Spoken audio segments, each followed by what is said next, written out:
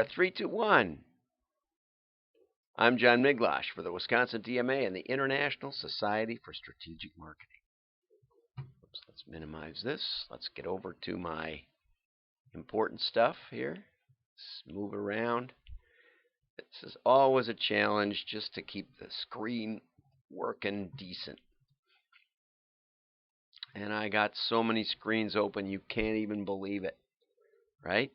But I think it's going to work. Okay, before we get into the hard stuff, let's do some easy stuff. Okay, so let's start with this one. And we got to get over here to the Windows capture. And that's not the right one. Let's go watch a video, because I love videos, especially for Christmas. This one comes from New Zealand. New Zealand Post. NZ Post. Hi. Morning, right? It's nothing. It's nothing. See your nose grow? Yep, if you can just sign here for the nothing. Could you sign here for the nothing? His nose grows. It's about the little lies at Christmas. Makes me cry. Homework. Uh-oh.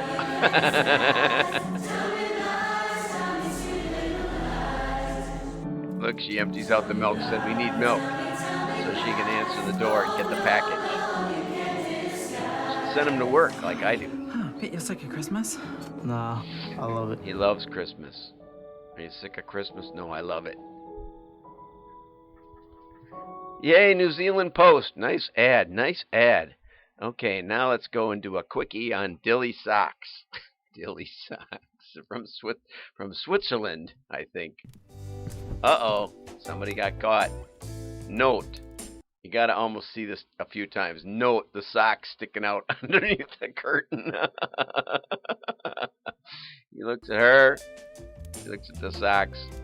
It says, life is hard. Life might be hard when you stand out. Or something like that. It's in German. I got a laugh out of that one. So I'm not getting a lot of hearts for that. Anyway, I enjoyed it. And that's all I care about. You know, I do this for me mostly. Okay, so let's go over to the complicated stuff. Okay, this was an interesting article in in Total Retail, which is a division of Target Marketing. Walmart threatened with lawsuit over offensive holiday sweater. I'm thinking to myself, okay, another one of these uproars over people who got offended about something because Santa is an old white guy, maybe. I don't know. There's, it just keeps coming. You don't know what kind of objection people are going to draw. But this one is more interesting to me because there's Santa. What could be better than this? Santa, let it snow. And I thought it was perfectly fine. But, I'm not at the absolute center of social awareness. That's an understatement. And apparently, these little icicles are lines of cocaine. And this snow is not what you think. And Santa does have kind of dark eyes, and he seems to be holding a straw in his hand. So Walmart let that one go through and was selling that sweater, and the Colombian government objected and threatened to sue Walmart if that sweater went on sale, and Walmart pulled the sweater. But, and here's the part I really liked and I really do appreciate, Total Retail's take. Although the sweater was pulled from Walmart, it was still available at the writing of this, and it's today's article, 12/12. It was still available on Amazon. So if you want to get your Cocane Santa sweater, you probably can still get it on Amazon because Amazon doesn't care. Now, one of the takeaways from Total Retail is that neither Walmart nor Amazon have any quality control. I would disagree with that because of my first take on this sweater, which was, oh, it's a Santa sweater. It would take me a long time to figure out that that was cocaine because it's not in my worldview. That people would connect Santa and cocaine. It would never even cross my mind. Or an elf. It looks to me like an elf or something. So it's not just quality control. Maybe it's diversity.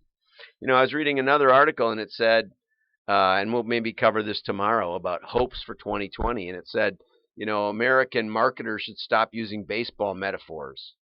You strike out. It's a foul ball. Don't go there. It's out of the park. I'm just doing this off the top of my head. It's high and inside. I can't make sense of it. But anyway, I love baseball, obviously. And I read these articles from New Zealand, Australia, UK. And one of the things about diversity that people lose sight of, as I pointed out a couple of weeks ago, what does diversity mean? Does it mean height, income, education, race, religion? Could be all of those things. But you're not going to get it all. You're never going to get all your bases covered. But it does help to have a lot of viewpoints. And, I have a blind spot with baseball, right? And it wouldn't bother me at all if someone used a baseball metaphor. But it might if they used cricket, because I don't know that much about cricket. I know a little bit about it. Or rugby, or some other sport I don't follow, like NFL. Okay, the other point, and I think this is also great. Let's see who the article is. Christina Stidham. Okay, Christina makes another good point. Okay, down here. The Wall Street Journal ran an article that found 4,000 plus items for sale on Amazon that had been declared unsafe by federal agencies. Okay, so that's a big problem. And there's also counterfeit as a problem. And up here, she says, it's counterfeit issues, counterfeit items. These big companies are not QC in this stuff. And you have, people who tell me, I buy everything. Somebody told me last night, I buy everything on Amazon. It's like, well, watch out. Because they're not watching for you. All they are is a great delivery mechanism. In fact, I order from eBay because there's more connection with the vendor. You can actually talk with the vendor, even if they're in China or wherever else they are. You can actually write them notes and they get back to you because they do. And it's just as quick because I have my things saved and just like that. But that's a big point. Okay, now I wanted to get to this article, and I've been wanting to get to this for weeks. And this is a case for speech analytics. It's really a case for speech natural language processing. Right here, natural language processing. And, you think, okay, you're not going to understand everything I say. But one of the things that they're doing is they're using, they're listening in on call centers. It says the call could be recorded. Yeah, the chances, I've run call centers, the chances of me listening to that recording are like nil. I used to sit in my office and monitor because I had that feature. I was in charge of the phone system, and I had a feature where I could listen randomly around to phone calls. And I could tell kind of how many calls we were getting just by how often a new call would come in on that particular line because they would route them around. And it was very helpful, although sometimes I was at kind of the other end of the building and somebody would say, no, we don't handle that. We could never get that for you. Yes, we can. Just take their name. We'll get back to them. Anyway, but what they're saying now is that with speech recognition, they can actually evaluate all the calls and flag ones that should be listened to. Knowing that every call is getting listened to and checked for compliance of regulatory issues, selling best practices, and privacy policies allows your business to avoid reputational financial damage. But it also, and it can predict fraud, and it says that an insurance company, global insurance company, listened in on the call on the claim calls and could get a pretty good idea of who was lying about their claim calls. Their noses grew. No, that's the video we just looked at. And then they could put more resources on it, and it saved them a lot more money. It had an ROI of over 1,000%. Okay, so that's 10 times what they spent on voice recognition. They made back in fraud prevention. Pretty good. And that saves everybody money. What people say, well, you shouldn't be so hard on your people who have insurance. Yeah, insurance fraud costs me money because I don't do insurance fraud, right? No, it's not a good thing. So it costs all your non-fraudulent customers money, so you have an obligation. It's just like taking returns from everybody without any questions asked. Land's End once told me that they had people that would just send back frayed shirts and that they'd bought years earlier. That costs all the rest of the customers money. That's not a reasonable manufacturing defect or something like that. To wear it out and then send it back and get another one, just keep doing that. And our modeling system will actually keep track of that, and those people will not get mailed again because their margin, because we charge those customers, not in the real world, but in our modeling, we charge them a handling cost. And so with apparel marketers, we've saved them a lot of money identifying the people that repeatedly do that, and they just don't get pulled because they have negative margin. Who would want to mail negative margin customers? So they don't. At least they're not reminded to do it again. You can also test for the emotional and mental well-being of your agents. It's a tough job, especially phone out.